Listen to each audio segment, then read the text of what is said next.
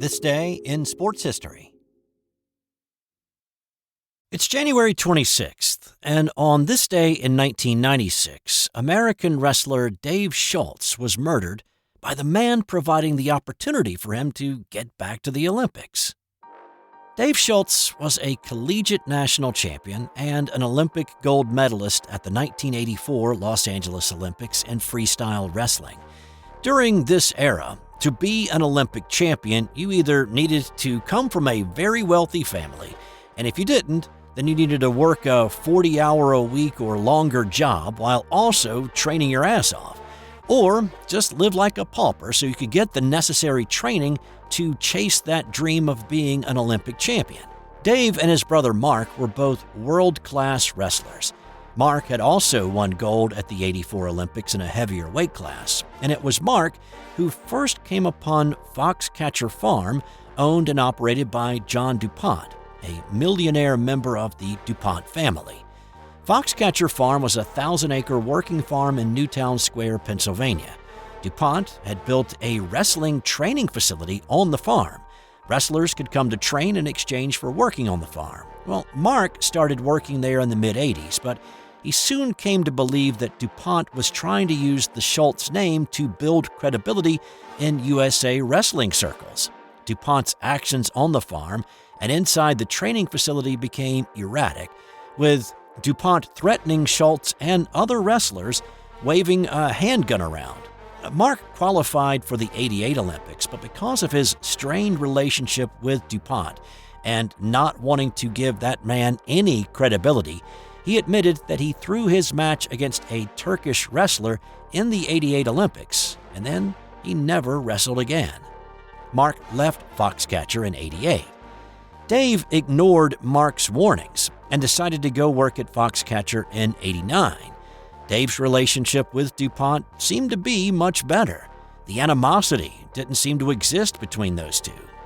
Dave Schultz was training for another shot at the Olympics in Atlanta, and on this day in 1996, Schultz was working in the driveway of the farm when DuPont drove up.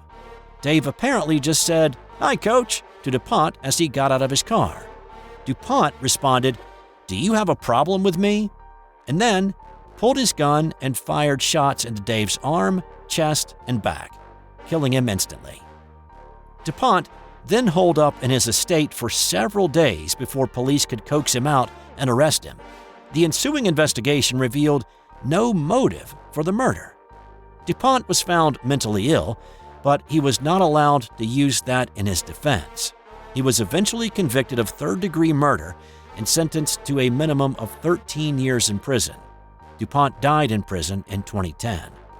The story was turned into a 2014 movie called Foxcatcher, starring Mark Ruffalo as Dave and Steve Carell as DuPont. On this day in 1913, Jim Thorpe was stripped of his Olympic medals. It was a wrong that would not be corrected for more than a century. Thorpe was a tremendous athlete who excelled at every sport that he ever tried. He was a Native American, and he belonged to the Sac and Fox Nation of what is now Oklahoma. He started to make a name for himself when he was at the Carlisle Indian School in Pennsylvania when he was 16. Assimilation was the name of the game at Carlisle, following the edict to kill the Indian, save the man. He was introduced to football and baseball while a student there. In 1912, he was a member of the U.S. Olympic team that competed in Stockholm, Sweden. He won both the pentathlon and the decathlon during those games. The pentathlon consisted of 5 events, all scheduled for the same day. He won 4 of the 5, and he won the gold medal. In the decathlon, he was equally as dominant, scoring 8,413 points and besting second-place finisher Hugo Wieslander of Sweden by nearly 700 points. His time in the 1,500-meter run to close out the decathlon events was 4 minutes, 40 seconds, a time that would not be bettered by a decathlete in the Olympics for another 60 years. Thorpe won his second gold medal of the Games, and when the Olympic team arrived home, they were celebrated and given a ticker tape parade in New York, with Thorpe receiving the loudest cheers.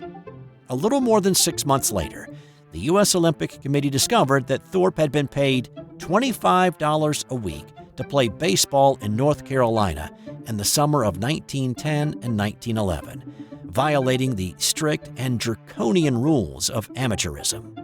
Despite the discovery being past the 60-day window to file an opposition, punishment was swift and severe, and on this day in 1913, Thorpe was stripped of his 2 gold medals. Wieslander was awarded the gold in the decathlon, and Norway's Ferdinand Bia was awarded the gold in the pentathlon, though Bia refused to accept it, feeling that Thorpe had won fairly.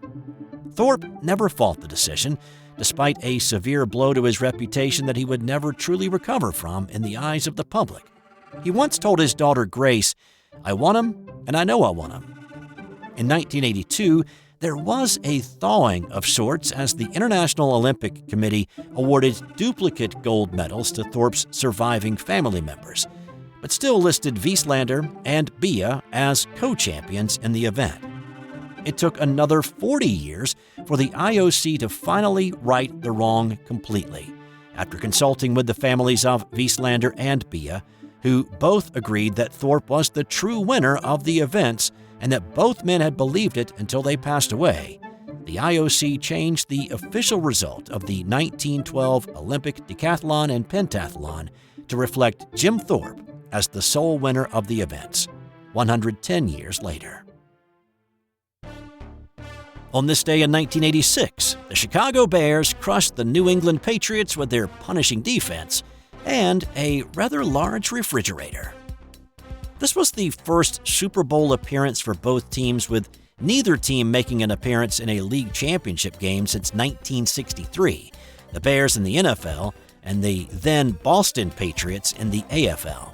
Well, just like in the regular season and through the playoffs, the Bears used their masterful 46 defense orchestrated by defensive coordinator Buddy Ryan and run to perfection by middle linebacker Mike Singletary, a dominating front of Steve McMichael, Richard Dent, Dan Hampton, and William the Fridge Perry, and defensive backs Gary Fensick and Dave Duerson.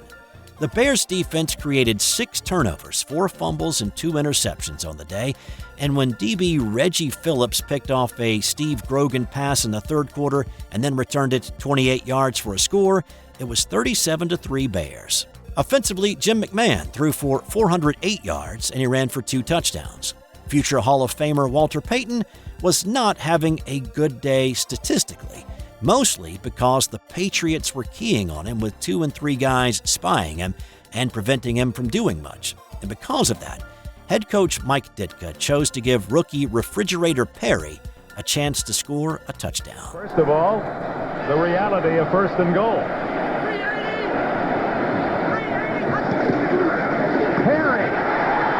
That one registered 3.8. Another Super Bowl record, the first refrigerator to score. And the largest running back ever to score a touchdown. That made the score 44-3. And that's the thing that really stinks about this game. Peyton, playing in his first and what would be his only Super Bowl, did not get the ball with a chance to dive over the top or use a sweet move to get into the end zone. Ditka should have given him the ball. Peyton admitted the following week at the Pro Bowl that he was hurt that he didn't get the chance. And in fact, Ditka came out and said years later that not giving Peyton the chance to score a touchdown was the worst thing he had ever done and the biggest regret in his life. The 46-10 Bears win in Super Bowl XX was the biggest blowout in Super Bowl history until 1990, when San Francisco beat Denver 55-10 in Super Bowl XXIV. On this day in 1993, Cheryl Miller scored 105 points in a girls' high school basketball game as her Riverside Polytechnic team demolished Riverside Norte Vista 179-15. Now, there is a funny story that Cheryl and her brother Reggie tell about that night. As a high school player, I had my best game. Getting in the car, and ready to kind of gloat a little bit. He goes, I started. I said, get out of here, man, that is awesome. And I'm really kind of ready to give it to Cheryl a little bit. And Cheryl and my dad are in the front, and they're kind of smirking and laughing. And I'm like, yeah, we did this, and we took it to them. And he said I had 40. And I go, oh, my gosh, Reggie, that's awesome. Hey, by the way, how did you do tonight? I said, well, I had a big game. He goes, what, 60? Cheryl kind of looks at my dad. Dad kind of looks at Cheryl. She's like, oh, she had 105. I was like, huh? To be in the same household with arguably the greatest women's basketball player right down the hall, you couldn't win. You couldn't win. And on this day in 2003, the second greatest Super Bowl commercial debuted. Super Bowl XXXVII was a pretty ho-hum affair, with Tampa Bay beating Oakland 48-21. The notables about the game: 1, John Gruden exacted revenge on the notoriously cheap Al Davis by beating his former team, proving that he was worth the 4 draft picks that it cost the Bucs to get him. And 2, this was the last Super Bowl ever played in the month of January. So when the game turns into a runaway, the Super Bowl commercials take on a little bit extra importance in terms of entertainment, right? I mean, typically they're entertaining anyway, but you know what I'm talking about.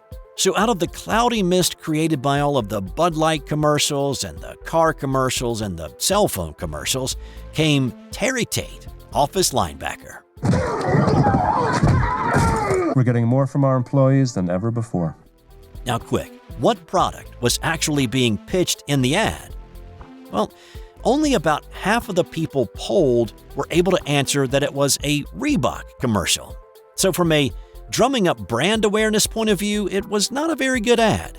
But from a "damn, that's funny" perspective, this ad shoots right up the charts. You know you need a cover sheet on your TPS reports, Richard. That ain't new, baby. Hey, Terry. Hey, Janice. I wish Reebok sent us 10 Terry Tates.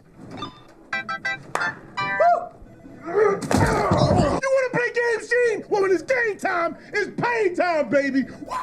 Terry Tate was actually played by the actor Lester Spade, who played college football at Morgan State from 1981 through 85. And yes, he was a linebacker, and a pretty dang good one. He earned All-American honors with the Bears. He tried out for a couple of NFL teams, but he didn't quite catch on with anybody.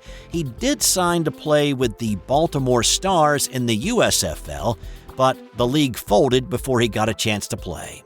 He wrestled in the Global Wrestling Federation for a few years before turning full-time to acting.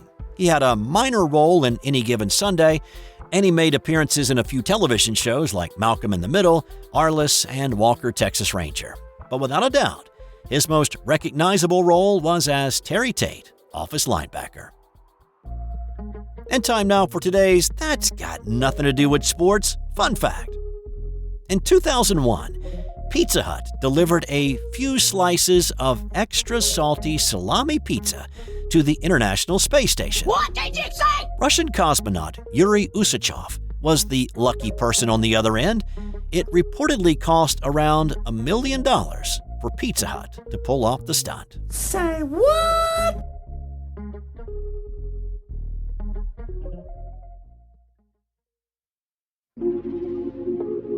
This has been an original Thrive Suite production.